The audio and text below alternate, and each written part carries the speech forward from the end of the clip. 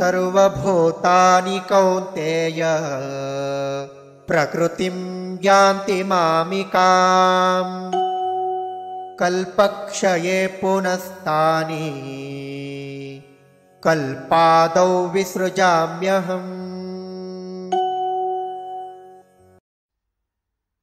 सर्वभूतानि कौन्तेय प्रकृतिं यान्ति मामिकाम् कल्पक्षये पुनः तानि कल्प आदौ विसृजामि अहम्।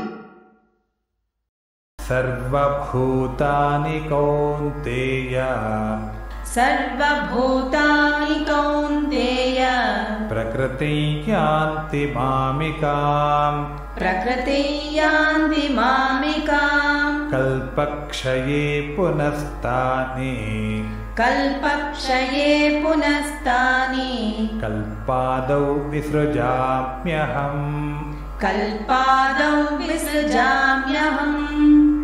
सर्वभूतानि कौन्तेय प्रकृतिं यान्ति मामिकाम् सर्वभूतानि कौन्तेय प्रकृतिं यान्ति मामिकाम् कल्पक्षये पुनस्तानि कल्पादौ विसृजाम्यहम् कल्पक्षये पुनस्तानि कल्पादौ विसृजाम्यहम्।